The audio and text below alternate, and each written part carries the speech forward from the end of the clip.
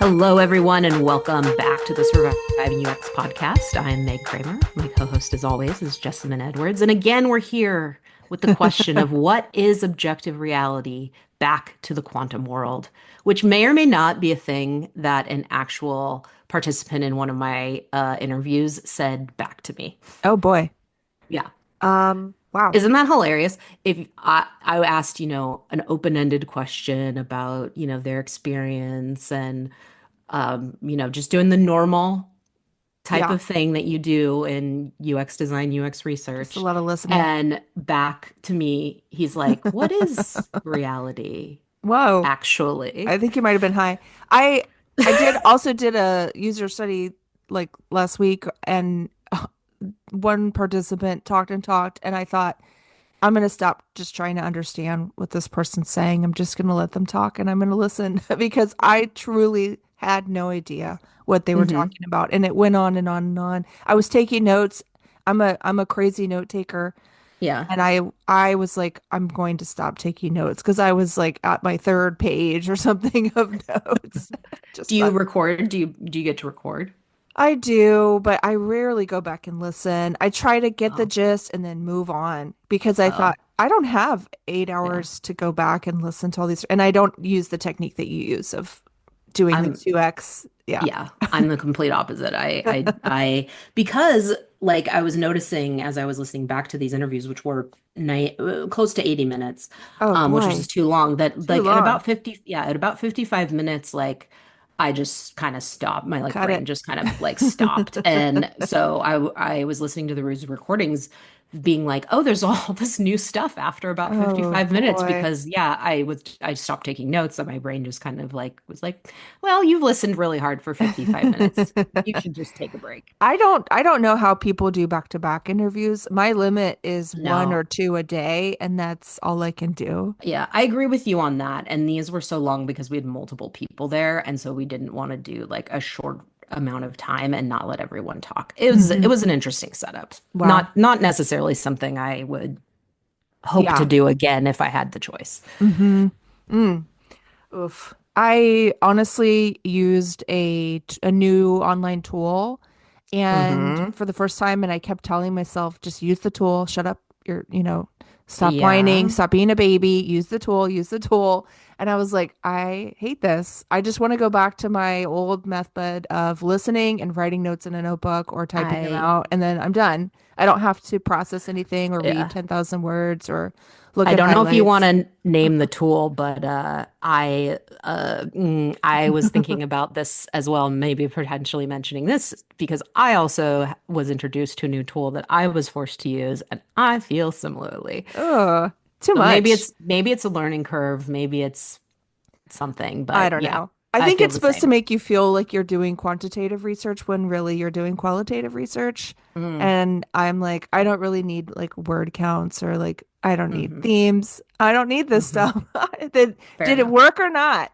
Did they get it or not? That's all that anybody cares about. Anyway, all right, let's move forward with our guest. We do have a really special guest today, and she is the reason why we came back out of hiding, out of hiatus, because our hiatus because this is a very special and unique story and a very special and unique guest. So our guest today is a user experience professional slash former boss of over 20 years in the industry. She has worked at Citrix, ADP, LexisNexis, Thomson Reuters, the Royal Mail, and Mises. She's currently a consultant as a fractional leader in the tech space. Please welcome Margot Dear to the pod. Welcome, Hello. Margot. Hi, Hello. Margot. Good to chat with you after all this long time. I know. I know. Thanks for having me. And thank you for the lovely introduction. Sure. Yeah. Well, and if it was slightly too fast there for the listeners, Marco is probably was our boss and was probably the reason we know each other, right, Jessamine? Like Yeah.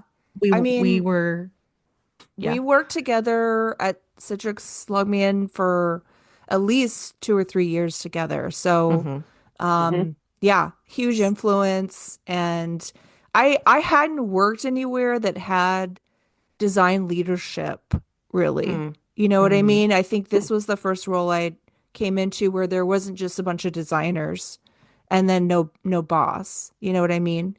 Um, Having somebody that was like head of design and was calling the shots and was kind of up at that other level was like Hmm. very new for me.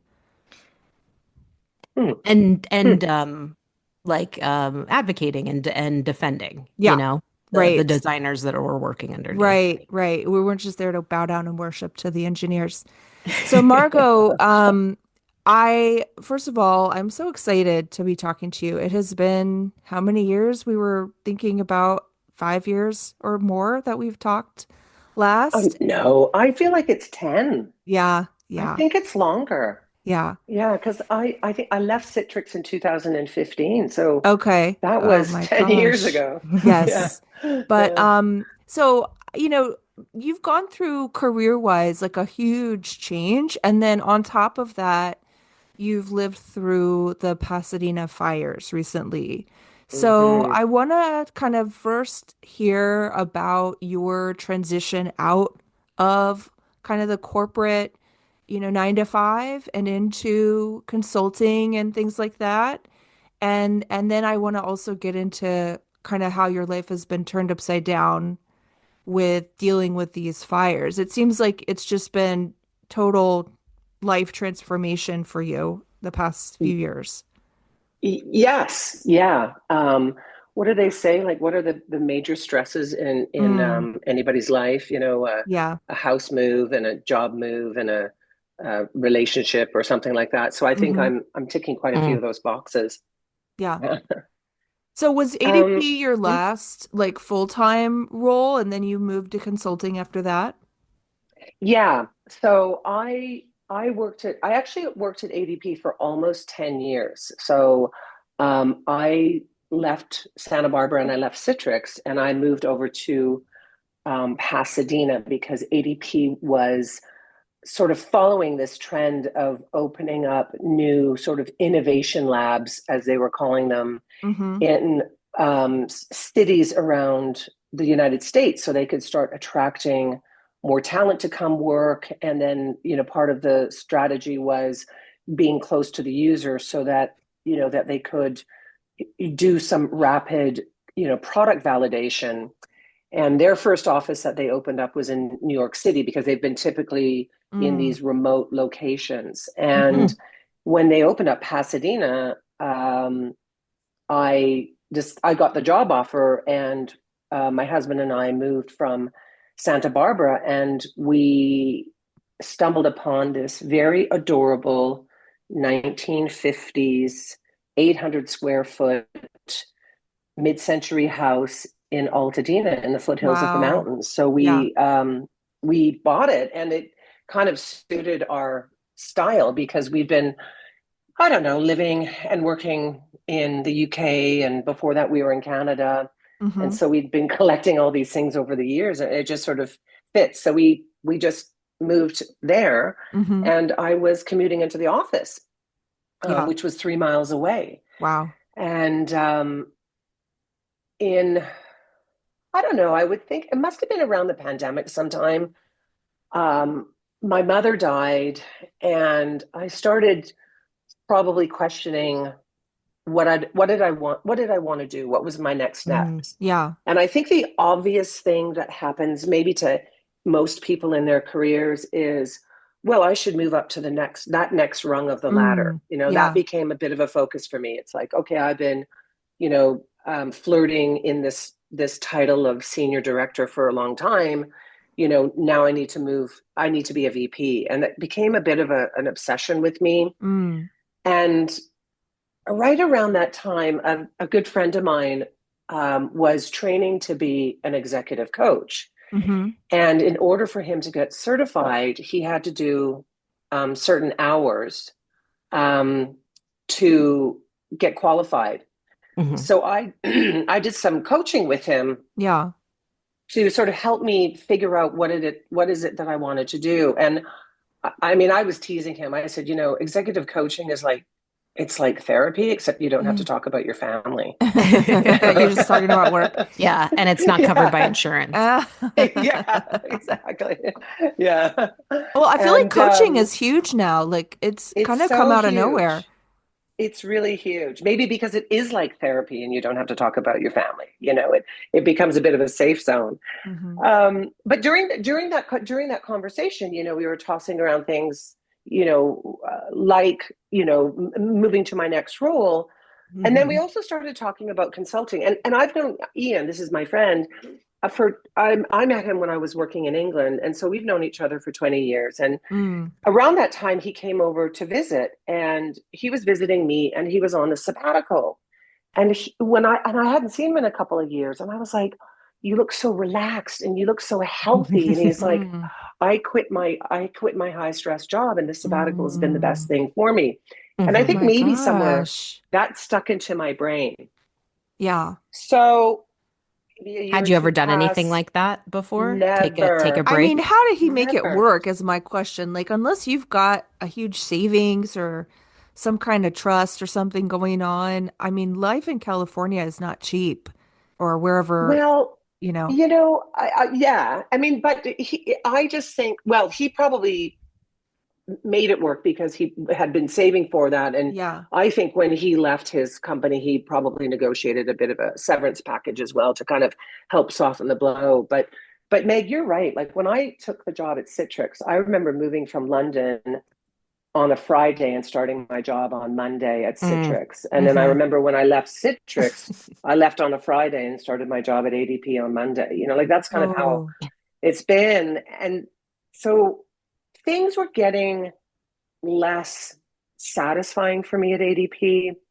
Um, you know, a lot of what my job was turning into was endless meetings after meeting after meeting. And I don't know if either of you have experienced this, either where you're currently working or maybe in past jobs. But Yeah. one day I just went, I swear to God, I've been having the same conversation for 5 years.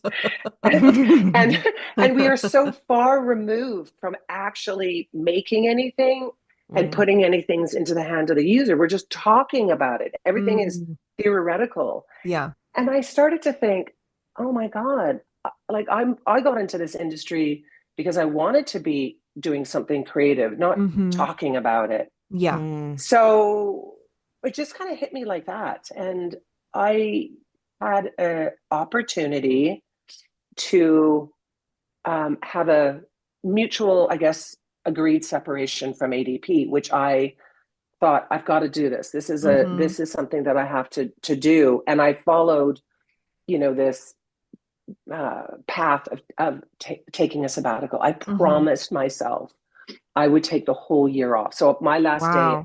was January 2024, January 5th, 2024. Hmm. Mm. But also at that same time, one of my very close friends was diagnosed with cancer, and she'd been living with the disease for about 3 years. And she was struggling with it. She was, Mm. changing medicines, and she was fighting it, and it was becoming harder for her. So Hmm. I thought, you know what I'm going to do? I'm going to take a sabbatical, and I'm going to spend time with people I care about because Hmm. life's too damn short. Right. So Hmm. I did. I just sort of jumped off the cliff, and I did. Good. And I would have to say about 6 months by June, I remember waking up one day thinking, I don't feel stressed anymore. Mm. Mm. I feel good. And it was Hmm. really satisfying, because I Gosh. was pretty stressed. It was, Yeah. you know, design or being in any kind of leadership role comes with the territory, the stress, working on the weekends, working at night, all of those things. There's a lot of things that I hoped I tried to do in my career, which was keep a lot of the noise away from the team so that the team could do the work, and do the Hmm. good work that they were brought in to do. But the politicking becomes really tiring. Hmm. Yeah. Um, It's so fascinating that yeah, the time it took was that long. Like I was thinking the I, same thing, 6 months. like, oh my gosh, we take these like week vacations Yeah, if we yeah, can, and we assume that that's going to restore our souls. And it's yeah. just, I just, It, yeah, it can take a while. It it can sounds take a like. while. Yeah. I mean, I've got this stupid Fitbit, so I've become obsessed with things like my sleep. And, Mm, Mm. suddenly I was going from, 5 hours to 7 hours. And I just thought, you know what? I feel really good. mm-hmm, And mm-hmm. by then it was summer, and I was traveling to London to see my friend again. And we did a trip to Europe and to Italy. And then I had a couple of visitors come. And then one day I just woke up and I went, I'm really bored now. I think I need to go back and do some work. And so that was about the 9 month mark. Wow. Yeah. Gosh. Yeah. It's cool though that you were able to do that time.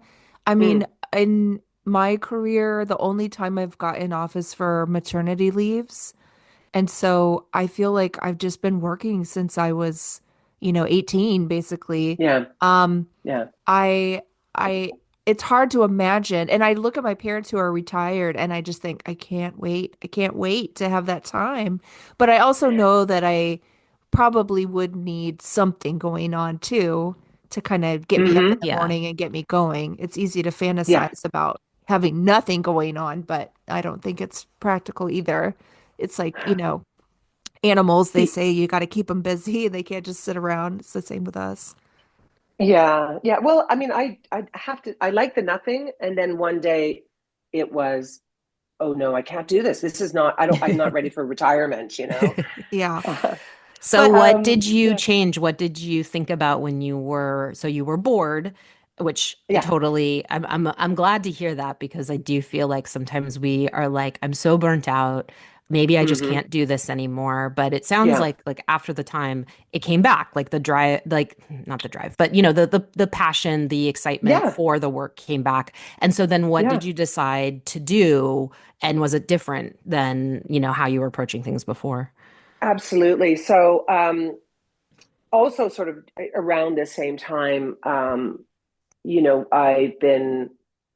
I've been looking at, well, what do I do? I'm so far removed from the craft because I've been, not being, I haven't been a hands-on UX person in years. And, basically, what can I do with management? And um, this terminology or this idea of fractional leadership became interesting to me because if you're a chief technology officer or a chief marketing officer, and you might be you have all this experience and you have all this knowledge, but you might target yourself to work at companies that might be startups or small businesses or even medium-sized businesses who maybe need to have that C-level or that senior level experience, but they don't have the big budgets to pay,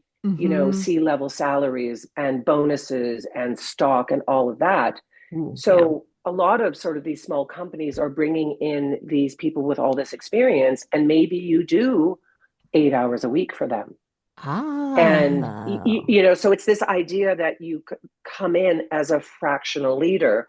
Mm, And I sort of like that idea because in the discipline of user experience, there's a lot of companies out there that are startups or small businesses or even, sort of in that growth space. They need that expertise. They maybe need somebody to come in and help design an in-house user experience team hmm. or maybe mature or support or mentor the team that might be in there. That hmm might be, one or two designers that are possibly taking orders from a tech person Yeah. or a product person. So Yeah. you kind of come in there and do that type of work, but you're not a full-time salary person.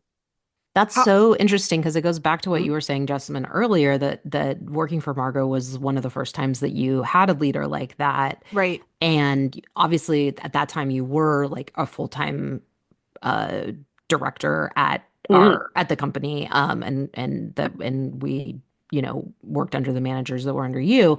Yeah. And but I am trying to think through this scenario where, let's say you are this kind of like solo, or maybe you have like a couple of designers that are reporting up through product or reporting up through engineering and kind of feel isolated and alone. And then they Mm-hmm. bring in Hmm. somebody who has expertise, has background.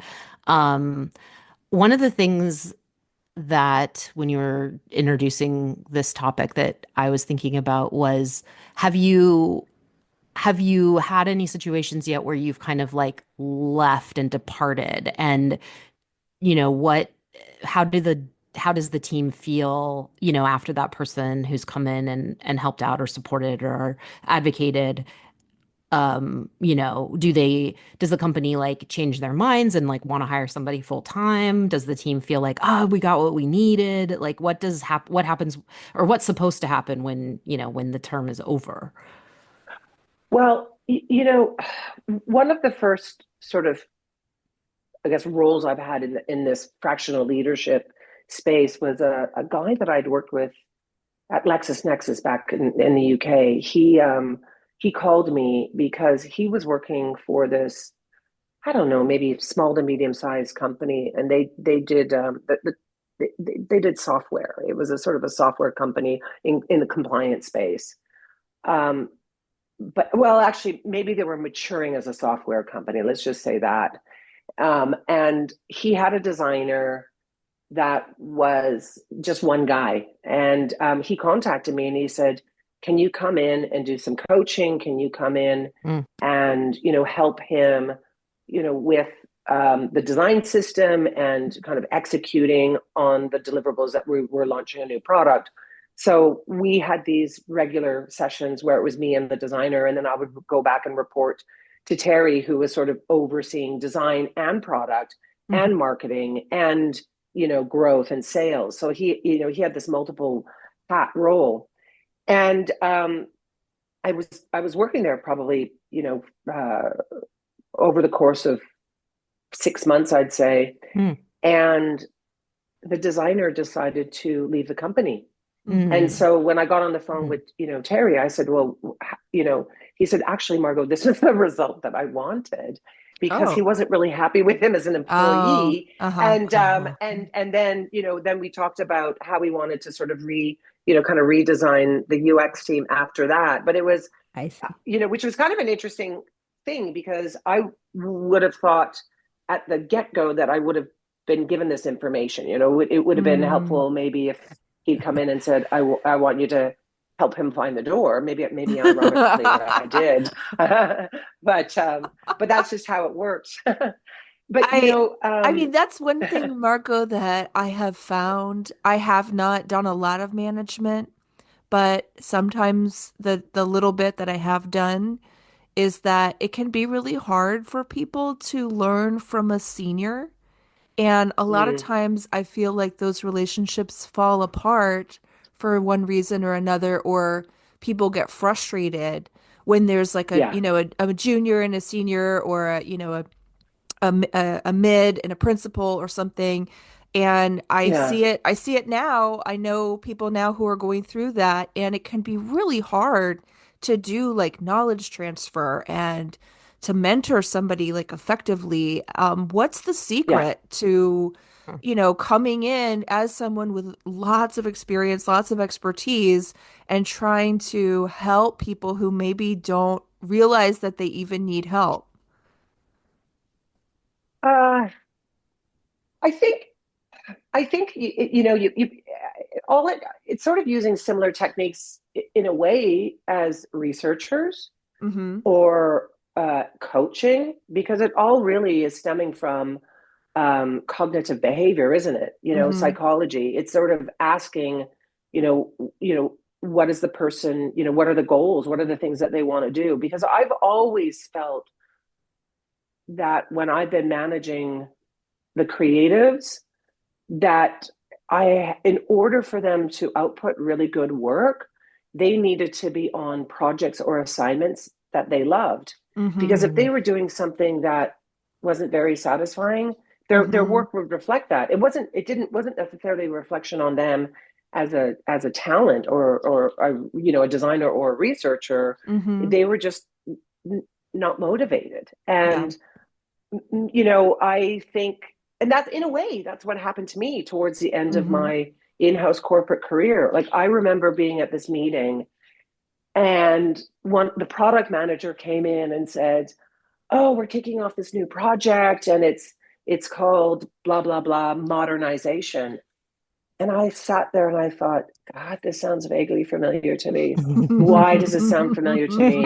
And then I kind of dug through our Confluence files, and the UX research team did this research on this project in 2017, but Oh. it was called something else at the time, and it was the exact same thing that they were talking about. And I thought, oh my God, like if like I'm now we're doing this again and again and again, and I just thought I can't do another 7 years of meetings about this. Like I've already done Oh, 7 years of meetings about this. Mhm. So, and then I realized that I wasn't probably being as effective as I had been when I was loving my career.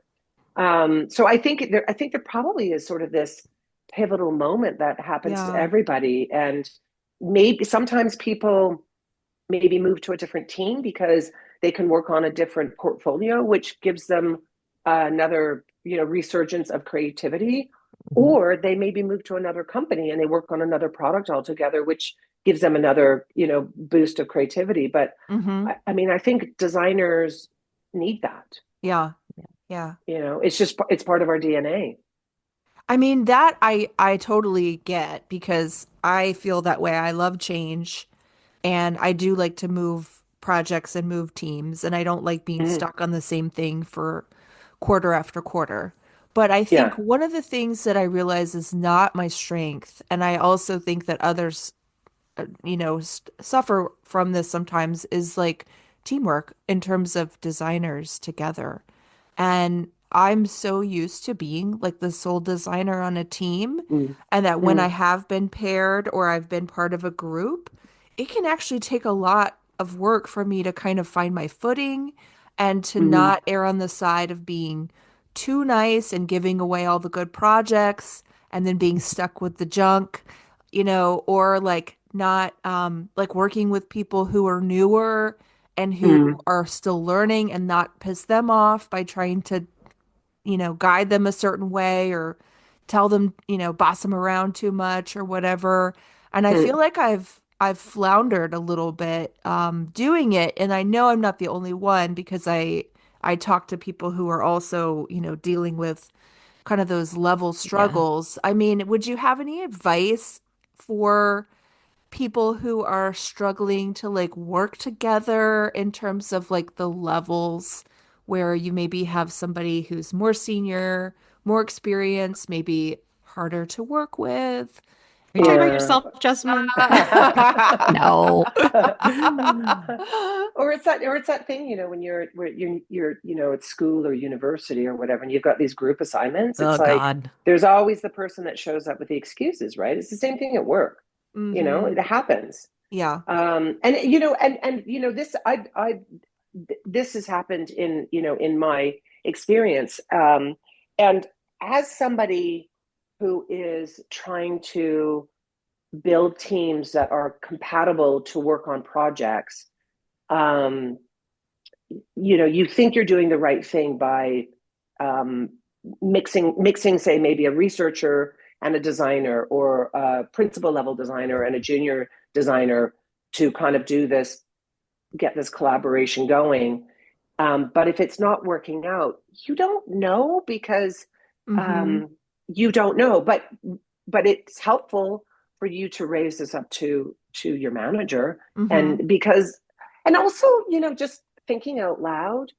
I would say if you've got a couple designers on a project, it's probably because the project's really quite big. Big. So getting really clear deliverables and roles and responsibilities is really Mm-hmm. important Mhm. up front, Yeah. Yeah. because otherwise I've seen situations where the junior designer is kind of getting bossed around and the principal is like getting them to do like the art, but they're taking on the role as the art worker, like, no, Uh-huh. move this over here in Figma and do this and that. Yeah. And that's fine if it's defined as this is how they're working, but it's not cool because you need to have two designers outputting work, not Yeah. one person telling the other The other person one what to to do. do. Ugh. Yeah, Um, yeah, I yeah. wanna I wanna make sure that we get a chance, Margot, to talk Mm, also about your experience with the fires because, mm, you know, I just really can't even begin to wrap my head around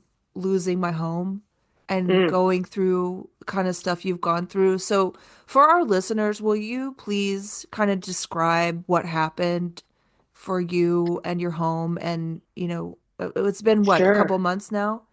Yeah, it was almost three. 3 months? Okay. Um, so I mentioned this friend of mine in London that was battling cancer, and she, she was having a milestone birthday in January. So Christopher and I, my husband and I, we decided to go to London together, and he went out for a week, and I stayed for a couple of weeks so I could, um, be there for her birthday.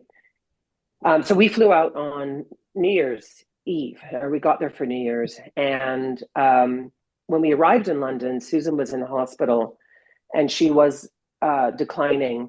And um, I spent the better part of that trip in the hospital, consoling her and spending time with her. And Christopher was scheduled to travel back to Los Angeles on the 7th of January, and I was due to come home about 10 days later. And so when he got home the evening of January 7th, I talked to him on the phone and he said, "Yeah, I'm good. I'm at home.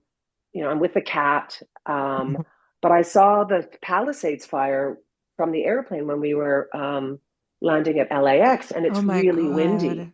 Yeah. And I said, "Well, what's going on?" And he goes, "Well, we're hearing about evacuations, but it's not coming our way. It's going east. It's going east." And I just said, "Don't do anything stupid. Just be really careful." And so I went to bed because the next day I was getting up really early because we were transporting my friend to hospice for Hmm. palliative care. And I got up at 6 in the morning, London time, which was 10 at night on Tuesday. Hmm. And my phone had exploded. People were saying, "Are you guys okay? Have you evacuated?" So I called Christopher and I said, "What's going on?" And he said, "Margot, I can see the fire from our driveway, Oh my God. but Shit. I'm not evacuating. I'm going to stay home." And we lived just on this cul-de-sac. We had a shared driveway with four little houses. So we said, "I'm going to stay here with a garden hose." And I was like, "Don't do anything stupid. Get the cat, get the passports. Don't do anything stupid." Hmm. And then I went to hospice and I didn't hear from him. And I thought, is he going to bed? Mm. And his phone is always on 2%, right? Like I was like, it's not charged. But I didn't know. Like I didn't know that there Yeah. was no cell service. I didn't know the power had run out. Mm. And then later that evening, my time, and I was like, I mean, it was just such a big day for everybody, in so many different levels. But one thing I just want to add is when we were moving Susan to the hospice, the doctor there said, "How can we make things better for you?" And she said, and it was really sad. She said, "I want more time. I want to Mm. see my children grow into adults. I want to go Mm. to places that I've never seen." And I was listening to this, and Hmm. then when I finally heard from Christopher, he said, "Margot, I think we lost the house. The Mm. water ran out. The palm tree caught on fire. Then we had all these sparks and it hit the roof of the house. Oh. And I got the cat and I got your car and I got the passports." He's like, "But I've been awake for 36 hours and I have to get some sleep because Hmm. I have to go back because I'm worried about looting." And then Mm. um, when he called me again and he said, our neighbors went back to the house and all of the three houses were standing except ours was gone. And I was like, "What do you mean gone?" And he goes, "Well, it's gone." And I'm like, "Gone, gone?" And he's Mm. like, "Yeah, it's gone." And then I thought, when I sat there and listened to what Susan was saying in the hospice, not Mm. once did she say, "I want my record collection. Mm. I want my handbags. I want these rings." You know what I mean? She was like, "I Hmm. want time." And I Hmm. and I thought that really was bizarrely helpful for me because Hmm. I thought it could have been so much worse, Mm. you know. Mm. So God, I got Margot. home Yeah. and we went to the house, and it's it's just gone. But I'm so obsessed by it because like the whole neighborhood's gone. 10,000 homes have gone, Oh and my so many God. people are misplaced, and we scrambled and we rented this semi-furnished place in Pasadena, and our neighbors who moved into the front house, they're in their 70s and they've Mm. had their home for 40 years, Mm. and we're Mhm. just, the whole, I mean, sometimes it just doesn't hit home. Like I keep thinking, oh, I'm just in this Airbnb and I get to go home soon. Mm-hmm. And Uh, then other times I think, well, honestly, this is a fresh start. And God, um, there's a that's a there's a lot positive of things outlook. that we, trust me, I do have dark days, but and I'm trying to be, glass half full. And Yeah. so now it's like, well, I mean, we moved into that place because it was close to the job. I Mm-hmm. don't do that job anymore. I'm now Mm-hmm. working kind of anywhere and remotely. So, the world's our oyster now. Mm. So maybe it's sort of like a fresh chapter. So that's kind of Mm. how I'm looking at Yeah. these things these days. God, Marco. Yeah.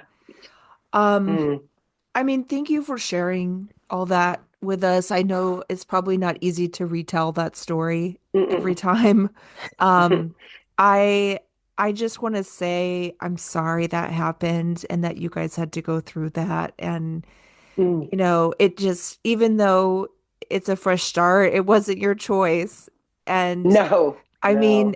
in some ways, I can only like imagine like the very smallest edges of what you're going through because I've had situations where, for example, like I had my car broken into and I Hmm. called my insurance and then they gave me the runaround and you know what I mean? And I was Yeah, back and forth.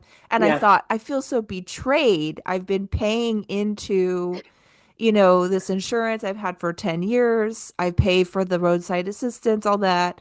And then the yeah, day that I need it, it's not there. And I'm on, the phone with a phone tree, having to enter in numbers, standing in a parking lot, like frustrated out of my mind, tears, and thinking like, I'm so betrayed. Like I feel like I was tricked. You know what I mean? And I yeah. wonder with insurance and rebuilding and all that, like, do you feel that feeling of like, did they come through for you? Did they support you, or were they not there when you Do you needed know, them? honestly, you could write me a check for $10 million, but it wouldn't matter Really? because where's my mom's wedding dress? That's Uh-huh. irreplaceable, like Yeah. mhm. the artwork that I had, when I was, at Stunning Fine Arts, or my first portfolio as a graphic designer, like I'll never get that back. Oh my God. Yeah. So it just at a certain point, it's like it's money, and so it's all this little, it's grieving, these little pieces Hmm. of grieving, like you walk down the street and you see something and you go, oh, I used to have that, and then you feel Yeah. sad, Hmm. and then it's weird, like you want to replace some other things, but then you're like, do I even really need that? And God, it's just, so I feel Mhm. like it's so much admin that goes with, it turns out, losing a house. hmm. But the weird thing is that you're so traumatized by it. Like Hmm. you can't function very well. Like for the first, I don't know, 4 to 6 weeks, maybe, I was like, I don't even know if I should be driving. My brain Yeah. was so scrambled. Uh-huh. And then you have to do all of these things. And then I was like, you know what? I can only do, if I get one thing done a day and I don't mess it up, it's a good Hmm. day. Mhm. Hmm. But I Gosh. felt like I could really only relate to other people that have been going through the same thing, because Hmm.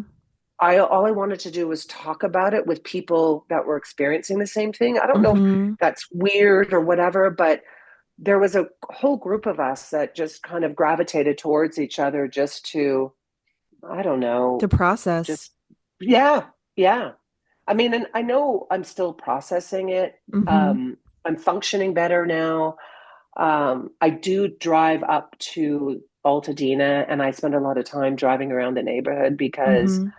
I just want to be close to it. And Hmm. it's so overwhelming of what you see. In fact, someone said all of the houses you see the chimneys standing, it almost looks like Yeah. a graveyard. Oh, Wow. yeah. Yeah. And I thought, wow, that's really true because that community that's over 100 years old and people Hmm. who've been there, generations of families. And the average age of the people that lived in Altadena Hmm. was over 65. So, Yeah. it's gone. And it was so charming because it was small businesses and it wasn't chains like an Applebee, as Hmm. or Mm. whatever. It was Yeah. your Local. custom hat designer, and yeah, this coffee shop that is not a chain, and Right. people who run pop-up food shops and just hardworking It is people. such a Mm. huge thing now that I'm way more sensitive to than I think I used to be, where Mm. I really appreciate that so much more. Yeah. And I go into places and chains and people are wearing headsets and everyone's Hmm. kind of dead in the eyes and Yeah. it looks like uncared for and I just think what have we become? Yeah. This is our life now that we've Yeah. maximized efficiency and killed off all the competition and Hmm. the stock is high, but God, Hmm. the experience just sucks of going to get lunch or coffee somewhere Yeah. sometimes, and you're just like, Yeah. ugh. Yeah. Yeah. Um, Yeah. Yeah. oh, It's true. It's really true. So I don't know. I mean, it will. I mean, but the world goes on, doesn't it? hmm. And there's a lot of people that I think are probably still figuring things out. I mean, one day we wake up and we say, okay, we're gonna get the land cleared because that has to be done very carefully Hmm. because it's toxic waste. Mm. And then we're like, we're gonna get a vintage trailer and we're gonna put a vintage trailer on our property and then we'll do that. Hmm. And then the next day we go, no, let's move back to England. And then the Mm. next day we go, let's rebuild a house, let's design a house. And then we're Hmm. just keep changing our minds. And I know eventually we'll get there in the end. Yeah. But I think you know, uh, it's just time. It's gotta Yeah. be It's time. confusing. I mean, I Yeah. I when you said that, I'm like, I'm already that way already. My brain's already always programmed to be thinking about like 1,000 possibilities, and I drive my spouse crazy Yeah. asking, like, should we move somewhere else? Should we do this? And Yeah. I'm just like, Yeah. oh my God, are you for real? But and I could only imagine. But that is something I was actually really curious about because I read about like the design um, of houses that were more fireproof, that people had, invested a lot of money into making more fireproof houses. And I can only imagine that now building codes will probably be different or change after the big Yeah. fire to try to prevent that. I mean, have you had to educate yourself on that stuff since you've been thinking about Yeah. rebuilding? We actually we haven't started the conversations yet with the contractors, but what I do know from insurance is that if we rebuild, we have to rebuild to the same footprint of the house that we had. So, for example, we Oh, couldn't really? go to our land and build like a two-story house with a roof terrace. Um, but we would have to build to all these new codes. And so Mm-hmm. the insurance does scale in terms of what they finance because they realize that things cost different. Mm-hmm. I'm sure with all these tariffs, things are going to cost really different. So, Yes. so there, that is, part of the package. But I'm talking to my neighbor, and she lived in this neighborhood. They called it I think it was Jane's neighborhood, Jane's plural, and that was named after the architect who designed all the homes at the top of Fair Oaks, and they're all built in the 1920s, and they're beautiful. Mm-hmm. And all of her furniture that she had was that sort of California mission style furniture. Mm-hmm. Hmm. And she's retired. She used to work at Warner Brothers. Her husband is got to be in his 70s. He's a vet. And she's like, Margot, what? like it's going to be 5 years. I have to work and I have to manage carpenters and construction. Yeah. And she goes, and then I'd have to replace my furniture. And I know she's thinking, well, we're 75 now, like Mm-hmm. we wanted to have a quiet life. Our mortgage is paid off. Like we Mm-hmm. just, wanted that kind of thing. So I can imagine there, it's a whole different, like Krista and I are younger, and Mm-hmm. we've moved from country to country, so we're pretty good at this. But Mm-hmm. I my heart goes out to so many people that are so um still stunned. Mm-hmm. And that's the thing that keeps me motivated, keeps me trying to stay close to supporting who's still there, and Hmm.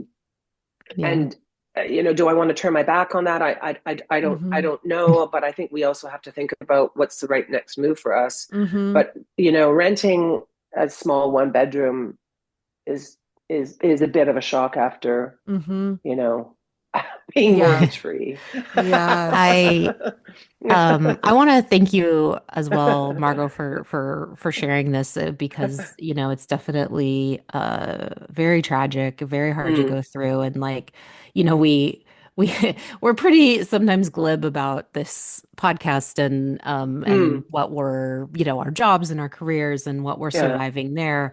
But some yeah, of the other stuff we talk about is just like surviving things like loss and grief and just having yeah, you share with us this experience, especially at this time where you have a lot of ambiguity about what's next, both career wise and yeah, lifestyle and home wise and all that stuff. So I think it's really a really powerful thing that you've shared. And also I just want to thank you again for sharing it, since as Jessamine noted, it's definitely something that as you were talking I was like, keep it together, I like know. I was like, I yeah. think I'm gonna cry and I might have mute to if go you're on gonna mute. start crying. Yeah. So, Yeah, yeah. but And also we know that you've been very active with, or I've seen that you've been very active, with supporting your mm, community and your neighborhood, mm. as well with your support there. So Mhm. I, It's just wild. I am going to go up and do some digging because it was really, but I feel like I need to, it's like an architecture. I need to go in there and find something. But I Mhm. don't Mhm. know if you guys saw that New York Times post that I shared, but it was a photographer who did this photographic essay of all these different artifacts that people found in their houses. But honestly, you Mhm. can't find anything. But Mm. this one photograph, actually, I had to laugh because they were hunting through the rubble of their house, and the only thing they could find was a Chia Pet doll, and it was of the Golden Girls. What? It's the only memento in their house, and I thought that Oh my is just God. profound, right? Ugh, that is too funny. Oh my God. Yeah, Mm. yeah. Well, So, Margot, anyways, I have a couple things I wanna yeah, say before we start wrapping up. Number one, again, advice for people who are going through right now. There's a lot of people in the UX industry who are basically like at rock bottom and mm, who are going through layoffs, yeah, going through financial turbulence. Like, even I've seen on LinkedIn people posting, like, I am out. This career is over for me. It was one of the worst decisions I ever made getting into it. And I'm like, wow, that this business is kind of contracting for a lot of people because there was a big boom cycle, right? There was all the boot camps that opened up. A lot of yeah, people came into the industry, and yeah, now a lot of people are exiting the industry. And as someone who has literally recovered from, stepping away from the corporate scene and gotten into the smaller footprint of consulting and doing it mm. your way on your terms and making it work for you, what would you say to those people who maybe are either considering exiting or have been pushed out?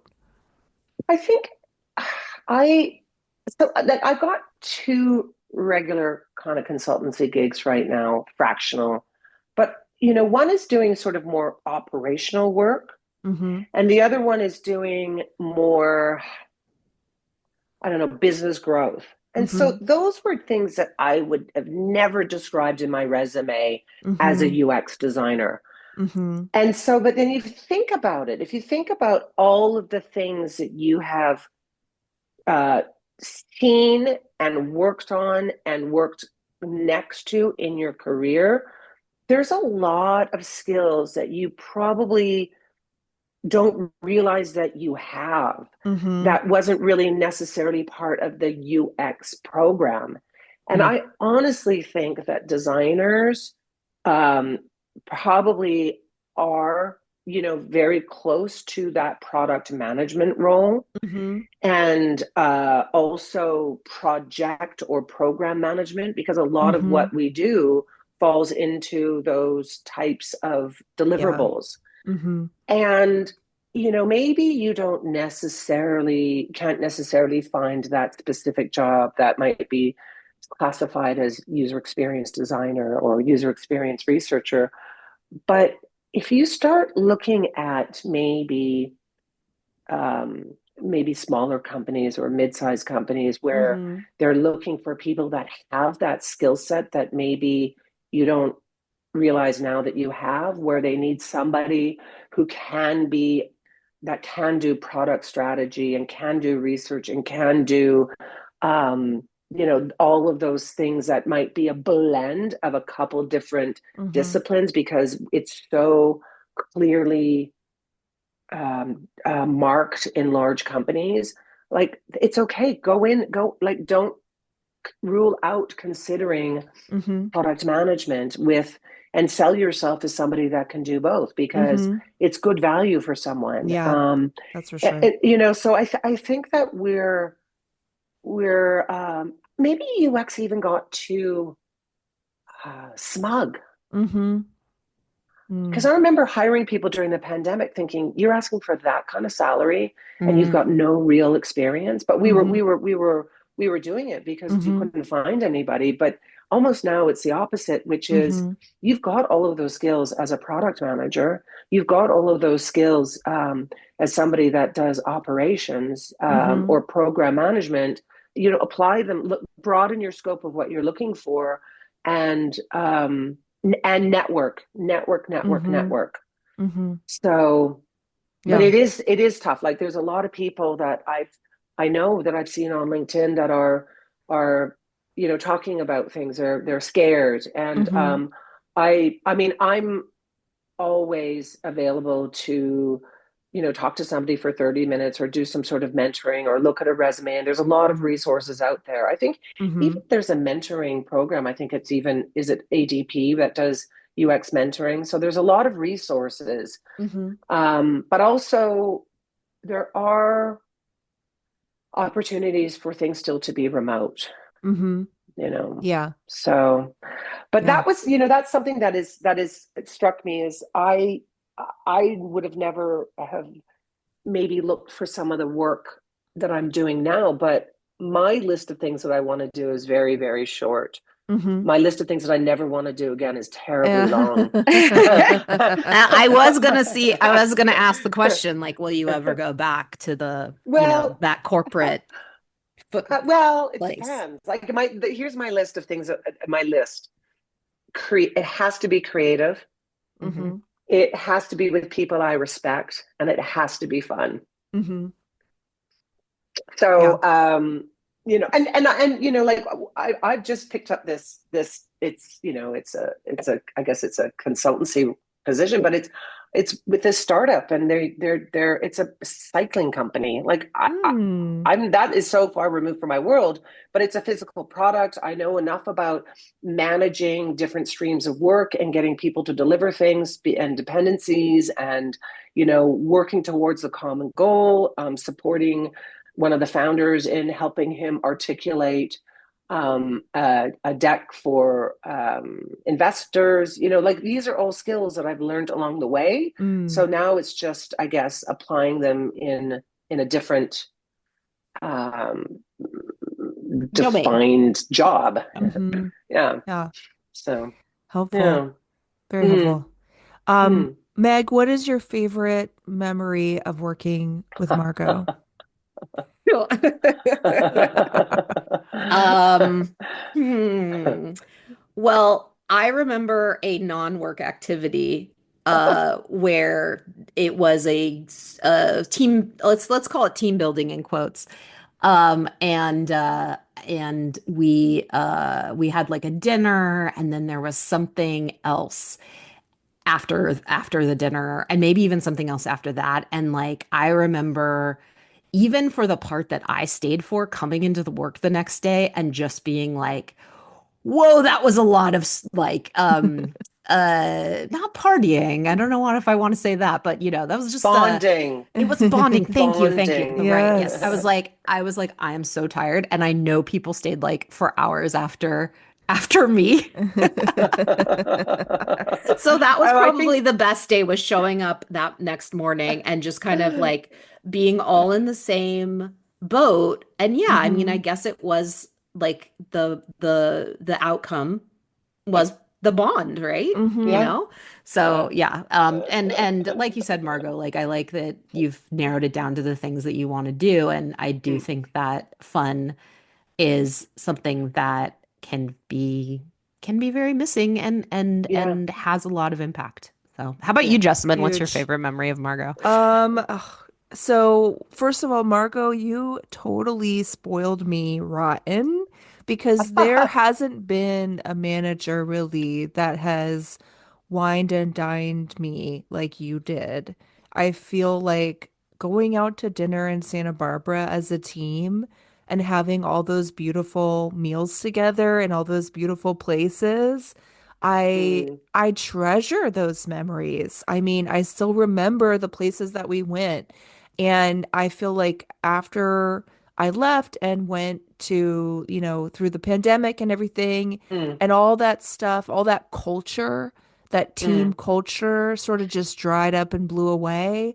I was mm-hmm. like, God, I really miss that. And Yeah. it's starting to Mm, come back, of mm-hmm. people going out for drinks or dinners. Yep. But I Yep. think we're still very rusty at it. We're out of practice. And Mm, the idea of like, eating meals together with your team on the regular is like mm, still just like, it wouldn't even occur to me. So I think those are some of my favorite memories. And then my other mm. favorite memories are Margot's like extremely high standards when it comes to just like things like working from 9 to 5 and Margot's emails to the team about working here means working 9 to 5, please. So come in and be at your desk.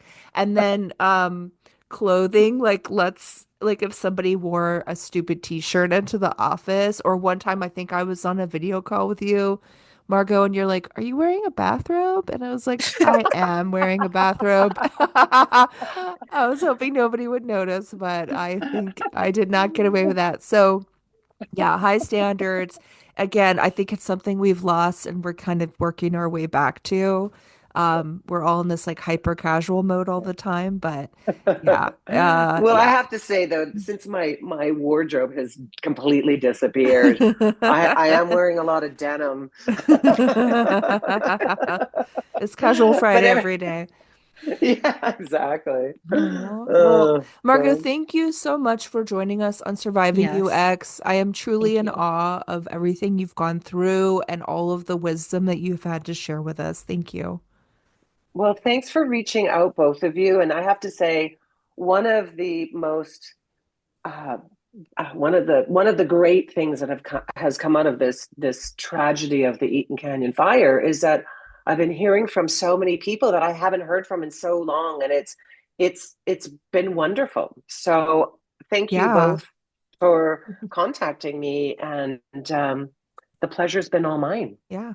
Hey, you invested in building those bonds, Margot, and look how tight they're still holding I decades later. know, I So know. it It's goes to show amazing. you. Yeah. It's amazing. It's amazing. Yeah, I love it. All Yeah. right, guys. All If you right. need advice or sympathy for your UX career, we are listening. Write to us at survivingux@gmail.com. Bye bye.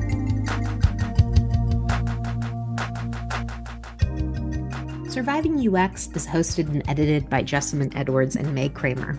Our theme music is, among other things, the on-hold music for Cisco phones, Opus Number 1 by Tim Carlton and Derek Deal. We know there are many avenues to show support for the folks affected by the Los Angeles fires. We'll link one in our show notes that has particular impact for Christopher and Margot's community. And definitely an extra special thanks to her for the stories of loss and recovery that she shared on the podcast today.